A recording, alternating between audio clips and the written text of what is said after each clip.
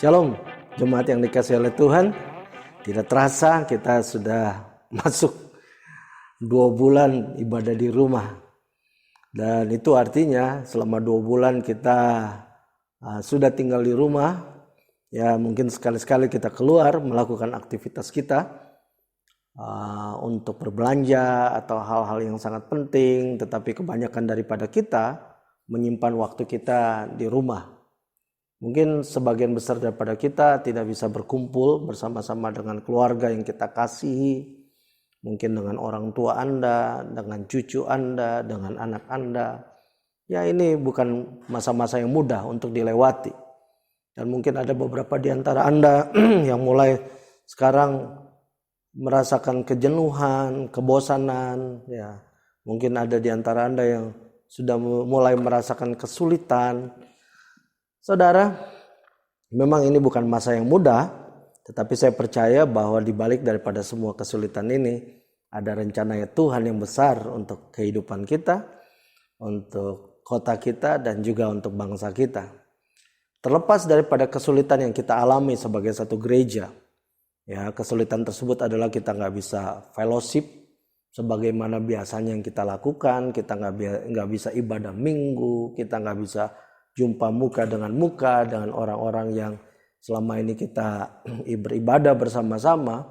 Tapi sebagai satu gereja, Tuhan memberikan kesempatan kepada kita untuk kita bisa jadi berkat ya bagi orang-orang yang memerlukan. Bersyukur Bapak Ibu Saudara bahwa selama beberapa minggu terakhir kita membagi bantuan bagi orang-orang yang berkekurangan. Kita bisa membagi sekitar hampir 400 paket kepada orang-orang yang berkekurangan, ya orang-orang yang memerlukan secara khusus. Ya kita bersyukur bisa melakukan itu semua dan saya percaya bahwa ini bisa terjadi karena anugerah Tuhan yang Tuhan limpahkan lewat hidup Anda dan lewat gereja yang Tuhan percayakan saat ini. Dan Bapak Ibu Saudara, ya lewat kesempatan ini saya juga mau berterima kasih kepada Anda yang sudah turut berpartisipasi baik dalam soal dana maupun barang-barang yang diberikan, maupun Anda juga turut berpartisipasi dengan waktu Anda untuk memikirkan soal ini, maupun Anda berpartisipasi di dalam membagikannya dan juga menyiapkannya, dan juga mungkin Anda berdoa untuk hal-hal ini. Ya, jadi kita berterima kasih semua untuk Anda semua yang sudah berpartisipasi, puji Tuhan ya. Dan juga selain Anda sudah berpartisipasi, saya mau mengajak partisipasi dalam hal doa juga. Saat ini ada orang-orang yang perlu untuk kita doakan. Ya, ada 300-an nama yang perlu kita doakan. Untuk apa kita doakan? Kita doakan supaya hidup mereka jadi lebih baik. Supaya hidup mereka senantiasa bersatu, bersekutu dengan Tuhan senantiasa. Mari jadi orang-orang yang turut berdoa, turut peduli. Saya percaya bahwa lewat doa, maka orang-orang yang hidupnya mengalami kesulitan bisa jadi lebih baik. Nah, saudara, saya mengajak Anda untuk berpartisipasi dalam hal tersebut. Ya, untuk Anda bisa berdoa, untuk orang-orang yang perlu didoakan, Anda bisa hubungi Ibu Magda, atau Anda bisa hubungi sekretariat gereja saudara Jufri. Ya, demikian satu hal yang saya mau sampaikan sebelum kita dengarkan firman Tuhan pada saat pagi hari ini. Nah, hari ini firman Tuhan saya ambil dari kitab Yohanes pasal 21 ayat pertama sampai dengan ayat ke-14 ya. Kisah yang akan kita baca ini masih masih dalam rangka di mana dalam rangka waktu di mana Yesus bangkit dan kemudian sebelum Yesus diangkat ke surga. Ya, ini adalah kisah yang terjadi di dalam masa-masa transisi tersebut. Sama seperti minggu lalu kita belajar bersama-sama di mana Yesus berjumpa dengan 2 orang muridnya yang sedang berjalan ke Emmaus dan Tuhan Yesus menghampiri mereka. Dan hari ini kita akan belajar kembali di mana Yesus menyapa murid-muridnya di dalam masa-masa di mana Yesus sudah bangkit dan sebelum Yesus naik ke atas surga. Mari kita baca bersama-sama kitab Yohanes pasal 21 ayat pertama sampai dengan ayat yang ke-14. Di situ firman Tuhan berkata demikian. Kemudian Yesus menampakkan diri lagi kepada murid-muridnya di pantai Danau Tiberias. Dan ia menampakkan diri sebagai berikut. Di pantai itu berkumpul Simon Petrus, Thomas yang disebut Didimus, Nathanael dari Kana yang di Galilea, anak-anak Zebedeus dan 2 orang muridnya yang lain. Kata Simon Petrus kepada mereka, "Aku pergi menangkap ikan." Kata mereka kepadanya, "Kami pergi juga dengan engkau." Mereka berangkat lalu naik ke perahu. Tetapi malam itu mereka tidak menangkap apa-apa. Ya, sekali lagi saya ulangi kata-kata tersebut. Tetapi malam itu mereka tidak menangkap apa-apa. Ketika hari mulai siang, Yesus berdiri di pantai. Akan tetapi murid-murid itu tidak tahu. Sekali lagi, murid-murid itu tidak tahu bahwa itu adalah Yesus. Kata Yesus kepada mereka, "Hai anak-anak, adakah kamu mempunyai lauk pauk?" Jawab mereka, "Tidak ada." Maka kata Yesus kepada mereka, "Tebarkanlah jalamu di sebelah kanan perahu, maka kamu akan peroleh." Lalu mereka menebarkannya dan mereka tidak dapat menariknya lagi karena banyaknya ikan. Haleluya. Maka murid yang dikasihi Yesus itu berkata kepada Petrus, "Itu Tuhan." Ketika Petrus mendengar bahwa itu adalah Tuhan, maka ia mengenakan pakaiannya sebab ia tidak berpakaian lalu terjun ke dalam danau. Murid-murid yang lain datang dengan perahu karena mereka tidak jauh dari darat. Hanya kira-kira 200 hasta saja dan mereka menghela jala yang penuh ikan itu. Ketika mereka tiba di darat, mereka melihat api arang dan di atasnya ikan dan roti. Kata Yesus kepada mereka, "Bawalah beberapa ikan yang baru kamu tangkap itu." Simon Petrus naik ke perahu lalu menghela jala itu ke darat. Penuh ikan-ikan besar, 153 ekor banyaknya. Dan sungguh pun sebanyak itu jala itu tidak koyak. Kata Yesus kepada mereka, "Marilah dan sarapanlah." Tidak ada di antara murid-murid itu yang berani bertanya kepadanya, "Siapakah engkau?" Sebab mereka tahu bahwa ia adalah Tuhan. Yesus maju ke depan mengambil roti dan memberikannya kepada mereka. Demikian juga ikan itu. Itulah yang ketiga kali Yesus menampakkan diri kepada murid-muridnya sesudah ia bangkit dari antara orang mati. Saudara yang dikasih oleh Tuhan, dalam kisah ini kalau kita baca, ya sebenarnya bukan cuma dalam kisah ini, tapi kalau kita baca kisah daripada murid-muridnya dalam konteks sesudah Yesus itu mati dan kemudian bangkit, sesungguhnya kita bisa menemukan murid-muridnya dalam situasi yang kata anak zaman sekarang, dalam situasi galau, dalam situasi yang frustasi. Mengapa mereka mengalami kegalauan dan frustasi tersebut? Yang terjadi adalah seperti ini Bapak Ibu sekalian, bahwa murid-murid daripada Yesus, Petrus, Yohanes dan semuanya, selama 3,5 tahun mereka ikut Yesus. Dan mereka mempunyai kegiatan rutin dari hari ke hari. Mereka berjalan bersama-sama dengan Yesus. Mereka pergi dari suatu kota ke kota yang lainnya. Dan kemudian di dalam waktu-waktu tersebut mereka diajar oleh Yesus. Mereka juga bersama-sama dengan orang banyak diajar oleh Yesus. Dan kemudian mereka juga melihat mujizat demi mujizat. Mereka melihat bagaimana Yesus mencelikan mata orang yang buta, orang yang bisu bisa berbicara. Mereka melihat bagaimana Yesus membuat 5 roti dan 2 ikan diberi makan untuk 5.000 orang. Mereka juga bisa melihat bagaimana Yesus memerintahkan untuk muridnya mengambil duit untuk membayar pajak dan duit tersebut diambil dari mulut ikan yang dipancing, saudara. Ya, dan masih banyak mujizat-mujizat yang lain yang menurut saya adalah mujizat yang super spektakuler yang Yesus lakukan. Dan itu yang dialami oleh murid-muridnya. Jadi saya bisa bayangkan murid-muridnya dari hari ke hari mereka mengalami kejutan demi kejutan dengan berbagai macam mujizat yang Yesus lakukan, yang mereka tidak pernah lihat sebelumnya. Bahkan orang banyak juga tidak pernah lihat sebelumnya.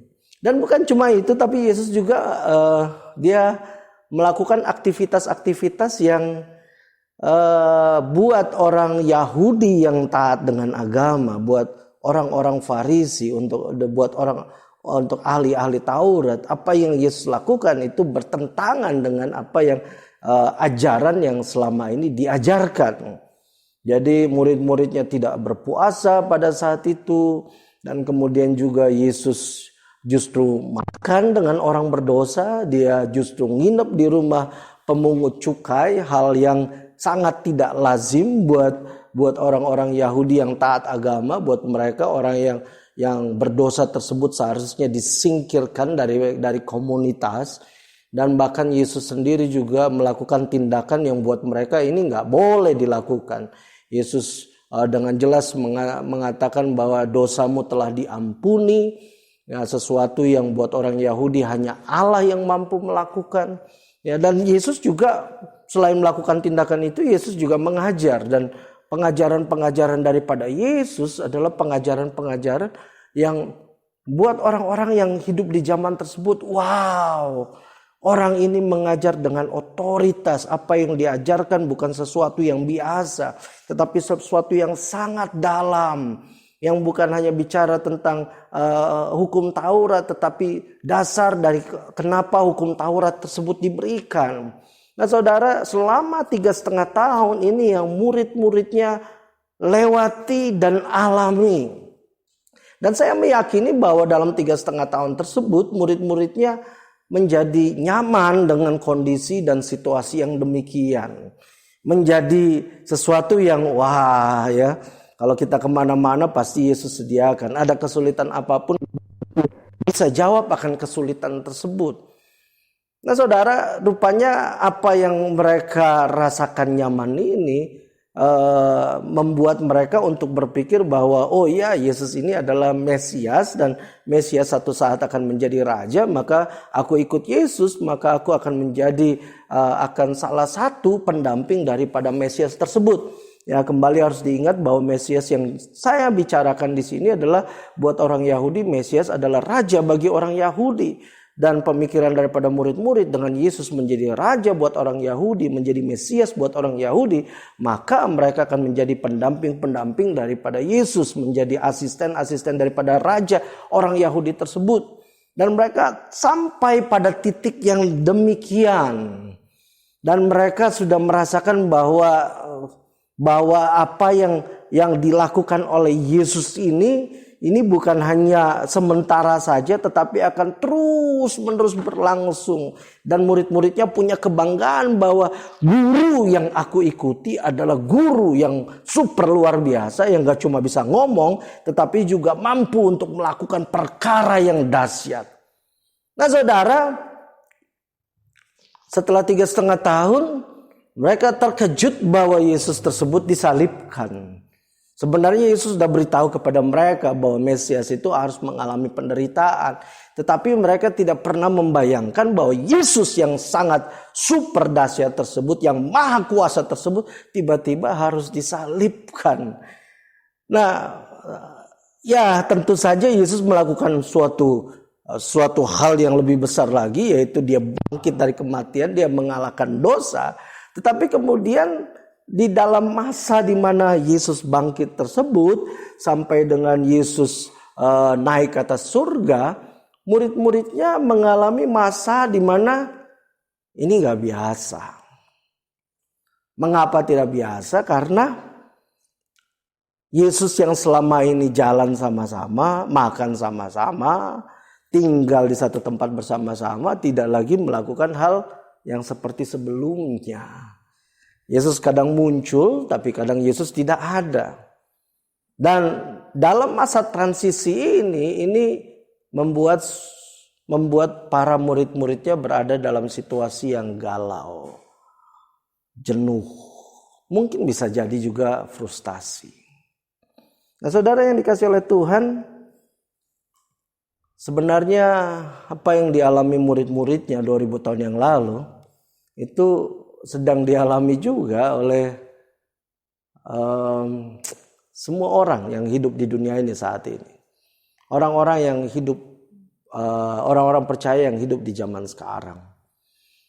Kita terbiasa untuk melakukan aktivitas yang normal, anak-anak pergi sekolah, kita pergi bekerja, kita melakukan aktivitas bisnis kita, orang datang beli barang kita pergi untuk mensurvei suatu tempat, untuk membangun rumah, kita pergi tiap pagi untuk membuka toko kita pergi kuliah, kita pergi ke kerja, kita pergi pelayanan, tetapi tiba-tiba per bulan Maret sepertinya semuanya berhenti. Dan kita masuk ke dalam masa di mana saya nggak bisa keluar dengan sembarangan, saya nggak bisa jalan-jalan lagi seperti biasanya saat-saat ini, nggak bisa rekreasi, nggak bisa lagi pergi liburan, harus tinggal di rumah. Anak-anak yang biasanya pagi-pagi pergi ke sekolah sekarang nggak pergi ke sekolah, mereka belajar di rumah. Dan kita pun yang tidak terbiasa untuk mempunyai anak-anak belajar di rumah sekarang menjadi repot untuk membantu anak-anak untuk menyelesaikan tugas mereka. Kita yang biasanya melakukan usaha dengan pergi ke satu tempat untuk mensurvei daerah tersebut, sekarang kita tidak bisa melakukannya lagi. Dan beberapa di antara kita mungkin usahanya ada beberapa yang menurun, bahkan mungkin mandek. Dan akhirnya kita tinggal di rumah, lebih banyak di rumah. Dan saudara, ya situasi seperti ini membuat sebagian orang, ada orang-orang yang akhirnya mengalami frustasi. Ada orang-orang yang akhirnya mengalami kegalauan. Ada orang-orang yang akhirnya jadi lelah dan jenuh dengan situasi yang ada. Nah, di dalam kisah ini pada saat murid-muridnya ini mengalami kejenuhan, mengalami kegalauan tersebut, Petrus ngomong sama teman-temannya, udah deh, saya mau pergi kembali nangkap ikan. Ya. Bukan berarti Petrus pada saat itu mau kembali menjadi nelayan. Saya tidak tahu apakah Petrus memang mau kembali jadi nelayan atau mungkin dia cuma sedang galau aja sehingga dia bilang udah deh saya mau pergi nangkap ikan pada malam tersebut. Dan semua murid-muridnya mengatakan iya saya mau menangkap ikan. Yang ada di pemikiran saya pada hari tersebut, pada malam tersebut, Petrus pergi hanya untuk sekedar untuk menghilangkan kejenuhannya saja pada saat itu. Bukan berarti dia benar-benar mau jadi nelayan pada saat itu. Tetapi dia mau mengisi waktunya dengan hal yang dulu dia pernah lakukan, yang mungkin sudah jarang dilakukan karena Yesus sudah tidak bersama-sama lagi dengan dia dan murid-muridnya pada saat itu. Dan singkat cerita, Petrus dengan murid-muridnya kemudian pergi bersama-sama untuk melakukan aktivitas tersebut. Yang saudara yang dikasih oleh Tuhan, saya yakin bahwa Petrus melakukan hal tersebut supaya jiwanya kembali terisi. Pikirannya kembali terisi dengan hal-hal yang positif, dengan hal-hal yang baik. Supaya dia bisa, ya daripada bengong, daripada frustasi, daripada galau, lebih baik saya lakukan hal seperti ini. Saudara dikasih oleh Tuhan, di dalam kehidupan kekristenan kita juga, di dalam masa-masa seperti ini ya, ada orang-orang yang ya termasuk saya juga, supaya hidup saya ini tidak sia-sia, maka saya akan melakukan sesuatu yang baik.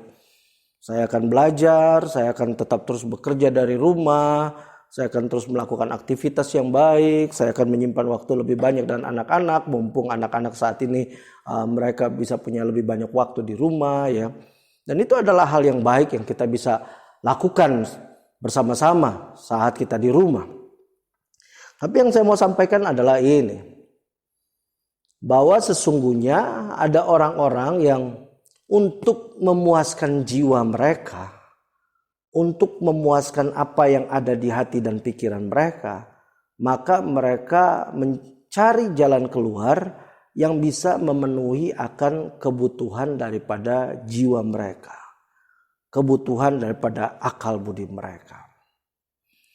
Saudara yang dikasih oleh Tuhan, saya mempercayai bahwa jiwa kita ini perlu dibangun. Sama seperti tubuh kita juga perlu dibangun. Ya, tubuh kita harus tetap sehat dan jiwa kita harus tetap sehat. Tapi saudara, kalau kita baca di dalam kitab Yesaya pasal yang ke-55, ya, mari kita buka bersama-sama di dalam kitab Yesaya pasal 55. Ayat yang pertama sampai dengan ayat yang ketiga, di situ ada firman Tuhan yang mengatakan seperti ini. Ayo, hai semua orang yang haus, marilah dan minumlah air. Dan hai orang yang tidak mempunyai uang, marilah, terimalah gandum tanpa uang pembeli dan makanlah. Juga anggur dan susu tanpa bayaran. Mengapakah kamu belanjakan uang untuk sesuatu yang bukan roti, dan upah jeripayahmu untuk sesuatu yang tidak mengenyangkan? Dengarkanlah aku, maka kamu akan memakan yang baik, dan kamu akan menikmati sajian yang paling lezat. Haleluya.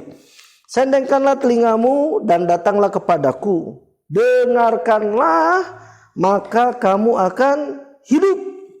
Aku hendak mengikat perjanjian abadi dengan kamu, menurut kasih setia yang teguh yang kujanjikan kepada Daud. Dalam ayat firman Tuhan ini ada seruan yang diberikan kepada umat Israel. Ayo makan makanan yang baik. Kenapa kamu belanja untuk sesuatu bukan yang bukan? Kenapa kamu sesuatu untuk sesuatu yang sebenarnya tidak membangun akan kehidupanmu? Nah, apa maksud firman Tuhan di sini? Bapak Ibu Saudara, ya, dalam ayat firman Tuhan ini Allah sebenarnya sedang mengajak umatnya Israel untuk mengingat bahwa sesungguhnya yang terpenting, yang utama adalah kebutuhan rohani mereka dikenyangkan dan dipuaskan terlebih dahulu. Dari kebutuhan rohani yang terpenuhi, baru kemudian kebutuhan jasmani dan kebutuhan jiwa baru itu dipenuhi. Karena pada saat itu orang Israel, mereka itu lebih sibuk dengan kegiatan-kegiatan lain dan melakukan kegiatan ibadah, kegiatan kekristenan hanya untuk ala kadarnya. Mereka lupa bahwa kegiatan-kegiatan rohani itu adalah untuk membangun hubungan mereka dengan Tuhan. Bukan hanya sekedar yang penting saya sudah ibadah, yang penting saya sudah lakukan pengorbanan, yang penting saya sudah kasih perpuluhan, yang penting saya sudah doa pagi ini. Tetapi mereka lakukan itu tanpa membangun suatu hubungan pribadi dengan Allah. Mereka tidak punya komunikasi dengan Allah. Komunikasi dengan Allah terputus. Dan saudara, di sini Allah mencoba mengingatkan, mengajak suatu generasi baru daripada Israel. Selama ini apa yang kamu lakukan hanyalah sesuatu yang berhubungan dengan kegiatan badani kamu. Kamu memang nampaknya beribadah, kamu nampaknya memang melakukan hal-hal yang religius, yang nampaknya hal-hal yang sepertinya orang-orang beragama lakukan. Tetapi di dalam keagamaan kamu tidak membangun hubungan pribadi dengan Allah yang sesungguhnya mau untuk berkomunikasi dengan kamu. Dan oleh sebab itu di sini Allah menekankan kamu ini melakukan sesuatu bukan untuk yang mengenyangkan kamu. Dan karena mereka melakukan kegiatan-kegiatan agamawi saja dan mereka merasa membutuhkan untuk jiwa mereka dipuaskan, maka mereka mencoba mencarinya dengan ilmu pengetahuan. Mereka mencoba mencarinya dengan kekayaan. Mereka mencoba mencari kepuasan tersebut dengan berdasarkan apa yang memuaskan jiwa mereka dan tubuh mereka. Tetapi rohani mereka yang merupakan inti dasar daripada kepuasan yang abadi itu diabaikan. Nah, jadi saudara, di sini firman Tuhan di dalam kitab Yesaya 55 ini memperingatkan untuk jangan lupa nih, yang utama adalah di dalam ayat yang ketiga dikatakan, sendengkanlah telingamu, datanglah kepadaku, maka kamu akan hidup. Nah saudara yang dikasih oleh Tuhan, dalam masa-masa seperti ini orang mencoba untuk mencari hiburan.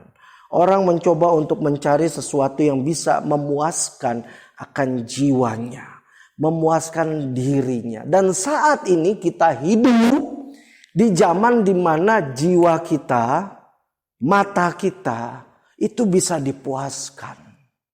Ada sosial media, ada tontonan-tontonan yang istilahnya sewaktu-waktu kita bisa tonton yang membuat kita ketawa, ketiwi, yang membuat kita bisa menjadi puas ya. Ada karaoke yang kita bisa install di dalam aplikasi handphone kita yang membuat kita bisa bernyanyi-nyanyi. Ada kemudian bacaan-bacaan yang memuaskan intelijensia kita. Ada bacaan-bacaan yang bisa membuat kita bertambah pandai, menjadi lebih tahu tentang apa itu corona, koroni, dan segala macam lainnya. Nah saudara yang dikasih oleh Tuhan, kalau kita nggak berhati-hati dengan hal ini, maka kita bisa jadi orang Kristen yang dalam masa krisis ini bukannya kita cari Tuhan, tetapi kita lebih cenderung dalam masa transisi ini memuaskan kepentingan pribadi kita, memuaskan jasmani kita, dan memuaskan jiwa kita. Dan saudara, pada saat murid-muridnya telah pergi, firman Tuhan mengatakan bahwa Yesus muncul berdiri di pantai ketika hari mulai siang. Maksudnya adalah pada saat pagi hari. Menarik untuk dipelajari. Mengapa Yesus tidak muncul pada saat murid-muridnya sedang gundah gulana, sedang galau. Mengapa Yesus justru muncul saat murid-muridnya udah pergi mancing, pergi tangkap ikan, dan mereka pergi untuk semalam-malaman, dan kemudian pada saat mereka mau kembali, Yesus baru ada di tepi pantai tersebut. Bapak Ibu Saudara, kalau kita pelajari dalam firman Tuhan, kita akan belajar bahwa Allah kita adalah Allah yang menciptakan kita manusia. Sama seperti Dia. Punya keinginan, punya kehendak bebas. Jadi di situ sebenarnya Allah mengizinkan kepada murid-muridnya. Oke, saat ini kamu ngalamin masa transisi ini, masa kesulitan, masa di mana yang dulu nggak sama seperti sekarang. Apa kira-kira yang akan kamu lakukan dengan hal ini? Dan Yesus tidak pernah memaksakan murid-muridnya untuk istilahnya terus-menerus melakukan seperti yang Yesus perintahkan. Bahkan kalau kita baca ada masa-masa di mana murid-muridnya bertengkar dan kemudian baru Yesus datang. Sesungguhnya saya menemukan seperti ini. Di masa pandemik ini, di masa COVID-19 ini, Tuhan sedang menguji iman daripada orang-orang percaya. Tadi saya sudah sebut tentang bagaimana Tuhan menciptakan kita dengan kehendak bebas. Maksud saya hubungannya kehendak bebas dengan menguji adalah seperti ini. Apakah kita ikut Tuhan Yesus cuma karena berdasarkan situasi atau suasana? Atau kita mengikuti Yesus karena kita benar-benar mengasihi Dia? Mungkin Anda bertanya, apakah ada perbedaannya? Oh ya, jelas ada. Ada orang-orang ikut Yesus karena pada saat-saat tertentu mereka lagi senang, karena doanya dijawab, karena mujizat terjadi, dan kemudian mereka baca dalam Alkitab bahwa Tuhan Allah mengasihi, mencintai mereka, akan memberkati mereka, akan melindungi mereka. Dan mereka gagal untuk membaca bahwa sebagai orang percaya mereka akan alami juga ujian-ujian yang dialami sama seperti orang-orang dunia alami. Dan buat sebagian orang Kristen nih ya, saya bicara orang Kristen, mereka kadang belum tentu percaya bahwa ada tantangan yang besar yang harus mereka hadapin. Dan mereka berpikir bahwa dengan menjadi orang Kristen maka semuanya akan berjalan dengan mulus. Padahal belum tentu, Bapak Ibu Saudara yang dikasih oleh Tuhan. Nah, bedanya dengan orang yang mencintai Yesus, ngikut Yesus karena mencintai Yesus adalah orang yang sungguh-sungguh mencintai Yesus bukan karena mendapatkan benefit, mendapatkan keuntungan. Mereka ngikut Yesus walaupun ada masalah, ada tantangan, ada problem, iman mereka tidak akan goyah. Dan di masa pandemik ini yang saya mau katakan adalah seperti ini. Bahwa sesungguhnya masalah bisa terjadi tetapi iman kita tidak akan goyah. Iman kita akan tetap bersama-sama dengan Tuhan Yesus Kristus. Nah, kita kembali lagi saudara ya kepada Yesus muncul di pagi hari bukan malam hari ya. Karena Yesus mau memberikan kehendak bebas. Silakan kamu mau lakukan apa yang kamu lakukan. Tapi harus diingat bahwa aku mencintai kamu sampai kepada akhir zaman. Kalaupun kamu tidak mencintai aku tetap mengasihi akan kau, aku tetap menunggumu. Itulah sikap Yesus buat kita semua. Orang yang percaya kepada Dia maupun orang yang belum percaya, Yesus tetap menunggu akan pertobatan daripada semua orang. Nah, saudara yang dikasih oleh Tuhan, dengan kehendak bebas tersebut, maka kita manusia pun bisa memilih antara kita mau mencintai Tuhan karena situasi atau kita mencintai Tuhan apa adanya. Dan saya percaya orang-orang yang mencintai Yesus karena memang Dia adalah Tuhan, karena Dia telah terlebih dahulu mengasihi kita, maka di masa pandemik ini kita tidak akan goyah. Iman kita akan tetap teguh. Walaupun badai menyerang, walaupun ekonomi kita terserang, walaupun orang-orang yang kita kasih ada yang terkena penyakit ini, ada gangguan sana dan sini, saya akan tetap mencintai Yesus sampai pada kesudahannya. Dan kita sampai di sini, Yesus muncul di pagi hari.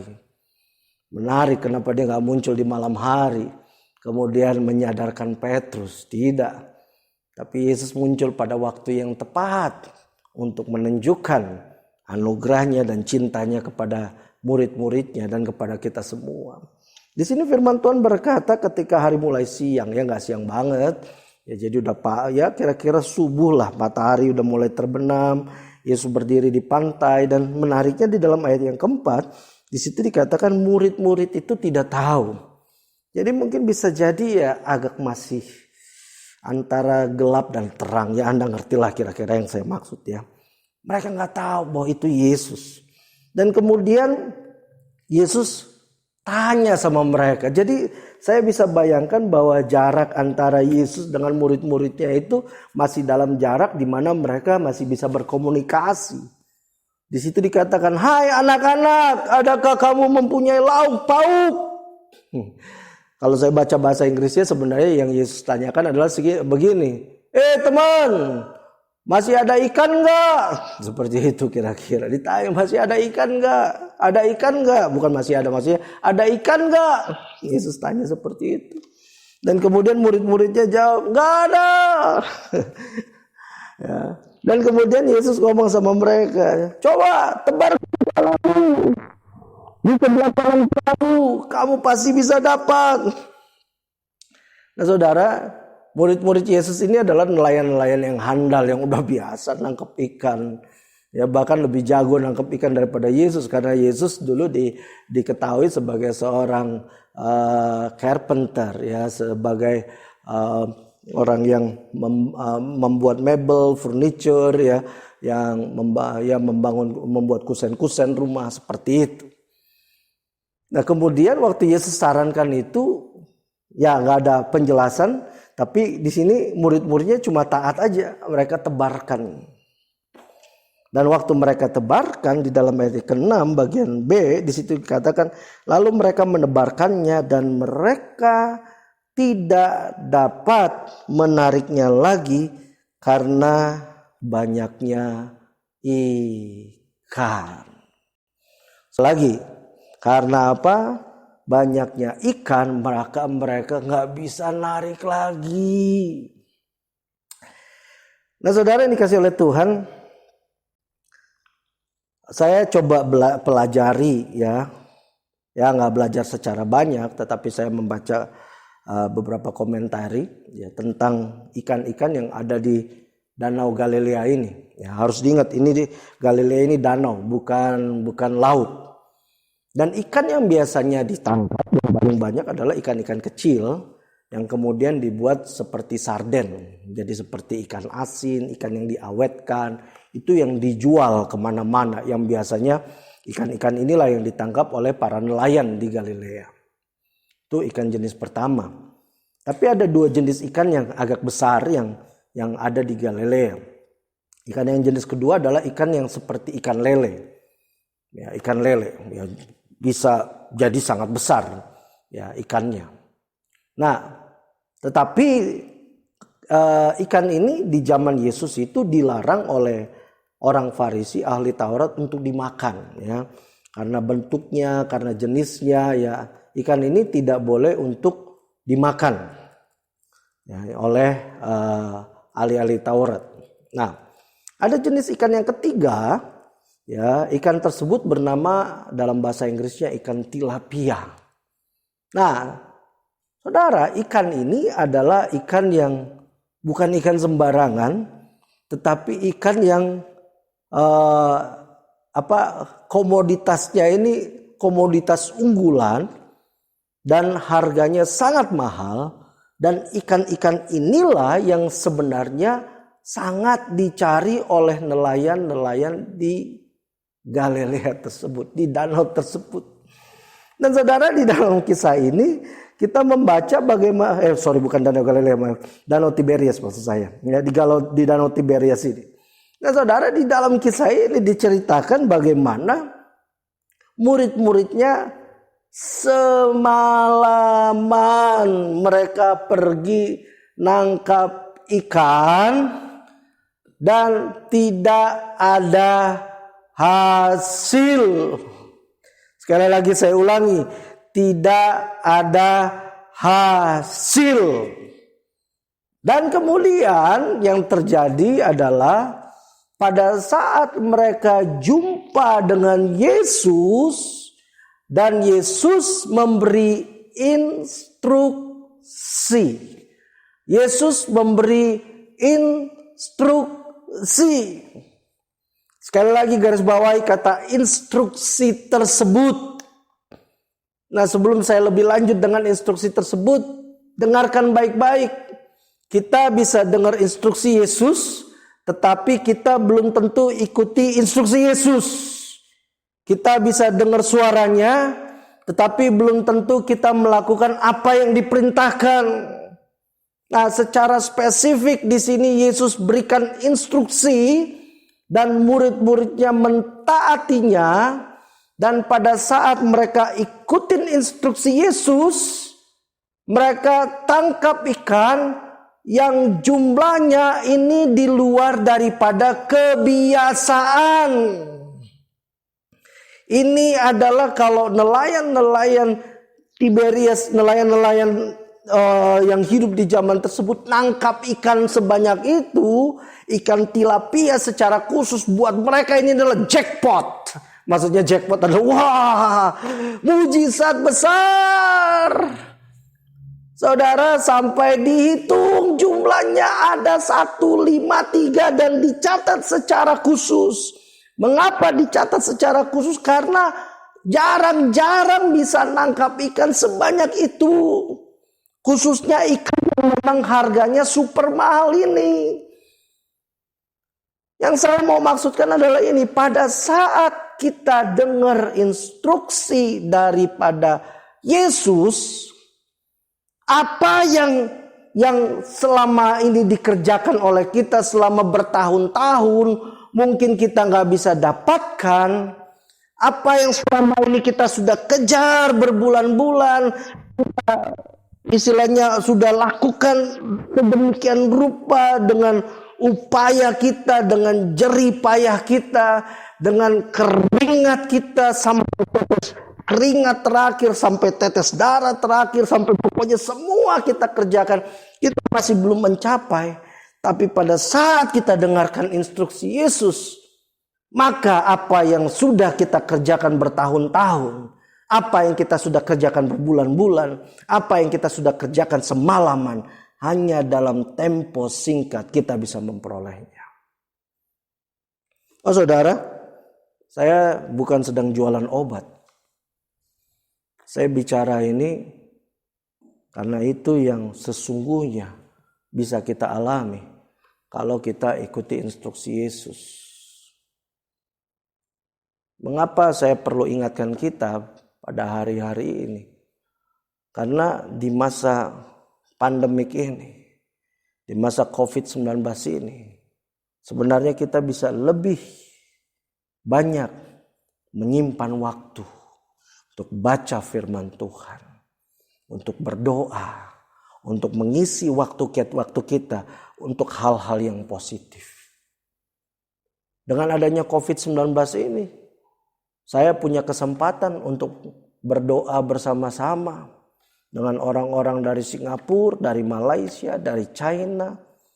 Bahkan baru-baru ini saya berdoa bersama-sama dengan orang-orang dari Serbia, dari negara Montenegro, dari negara-negara yang saya nggak pernah pikirkan sebelumnya, dari Amerika, dari Australia, punya kesempatan untuk doa sama-sama, punya kesempatan lebih banyak untuk berdoa, punya kesempatan untuk lebih banyak dengar firman Tuhan, baca firman Tuhan, sesuatu yang mengenyangkan akan roh kita.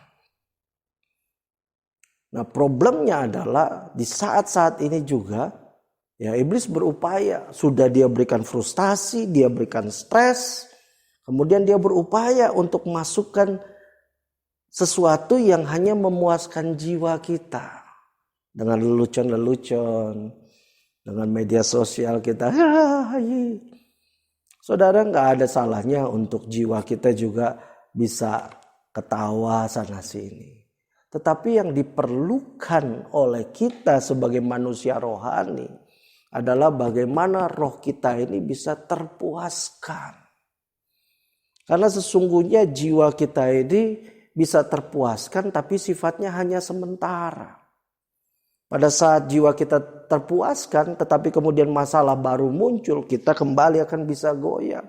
Tetapi kalau roh kita dikuatkan oleh firman dan yang menjadi fondasi adalah firman Tuhan dalam hidup kita, maka pada saat masalah muncul, bahkan mungkin masalah yang bisa lebih besar dari masalah yang ada, iman kita tidak akan mudah goyah dan kita tidak akan mudah untuk terganggu dengan situasi.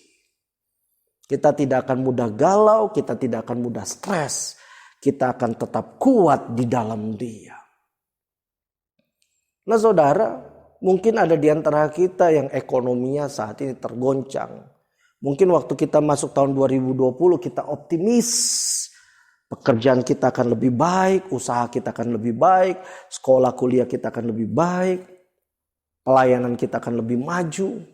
Tapi masuk tahun 2020 malah goncangan demi goncangan yang terjadi. Yang membuat kita menjadi dari optimis menjadi pesimis. Yang buat kita kayaknya mustahil untuk saya bisa dapatkan hal tersebut. Nah saudara, saya mau katakan firman Tuhan hari ini berkata bahwa apa yang kita cari semalam-malaman dengan kekuatan kita dan kita gak dapatkan apa-apa. Tapi pada saat kita dengarkan instruksi Yesus, sekali lagi saat kita dengarkan instruksi Yesus, kita akan mendapatkannya. Jemaat yang saya kasih dalam Tuhan, sudah begitu banyak contoh yang kita lihat bagaimana Tuhan bekerja di dalam tubuh Kristus di tempat kita. Anda sudah dengarkan kesaksian bagaimana gedung yang kita miliki saat ini, walaupun masih belum lunas dan kita berdoa kita akan lunaskan.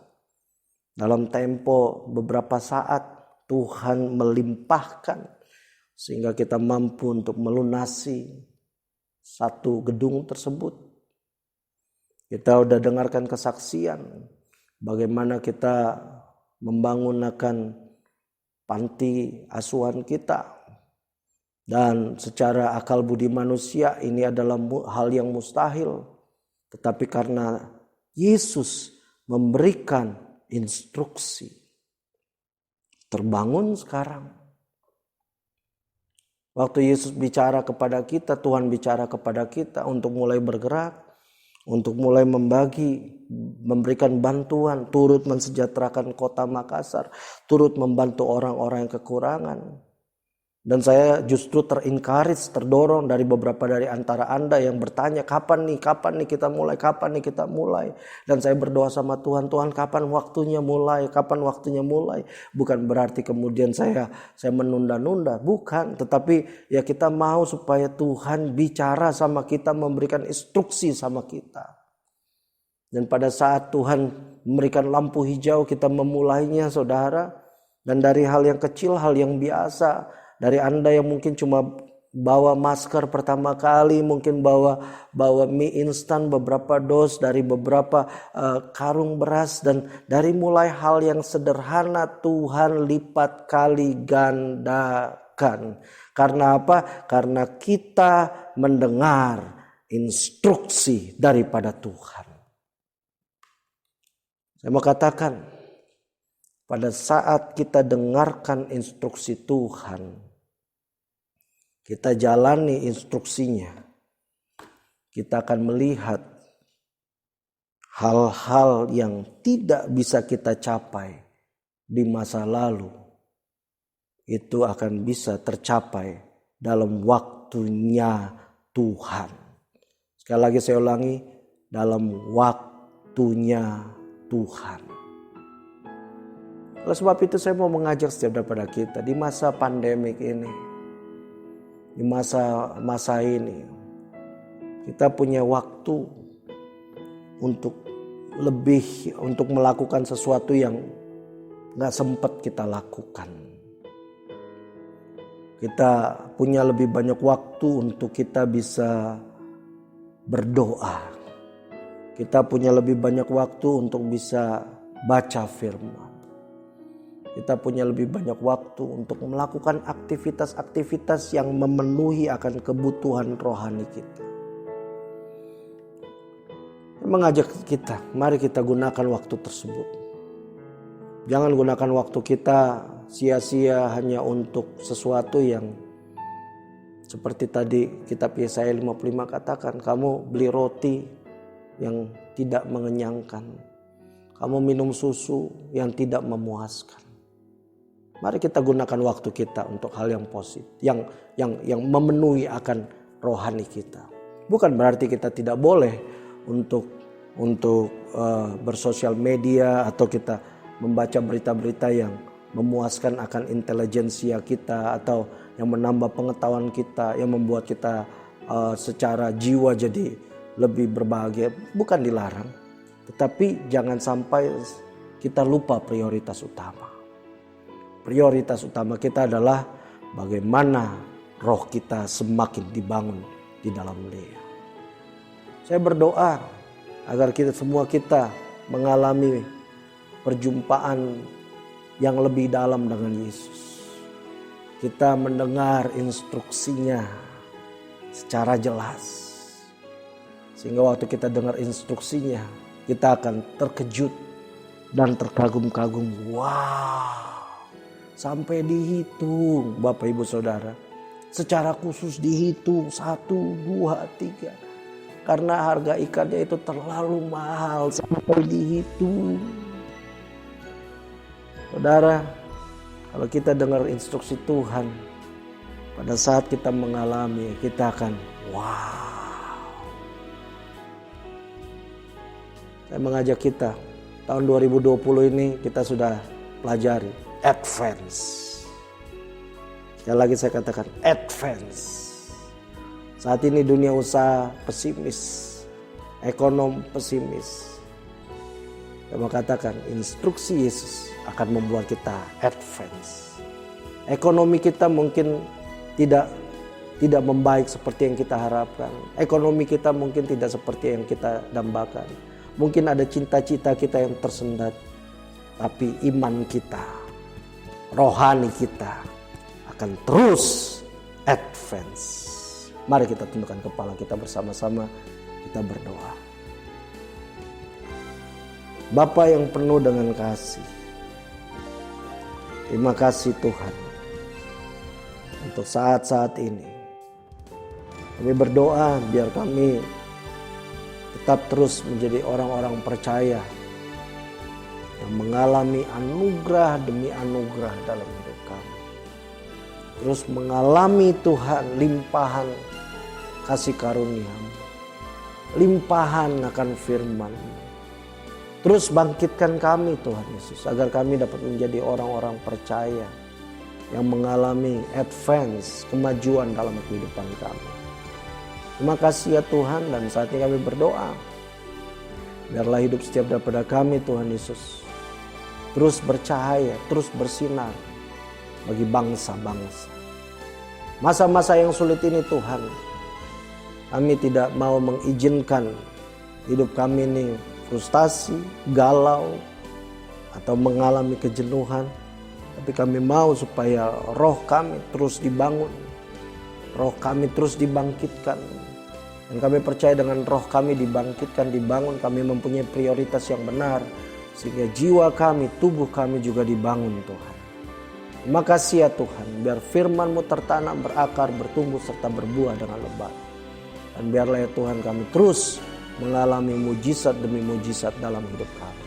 Terima kasih, biar firman-Mu ya Tuhan tertanam, berakar, bertumbuh, serta berbuah dengan lebat. Dalam nama Yesus, kami telah berdoa dan mengucap syukur. Amin. Sampai jumpa di waktu yang akan mendatang. Tuhan Yesus memberkati.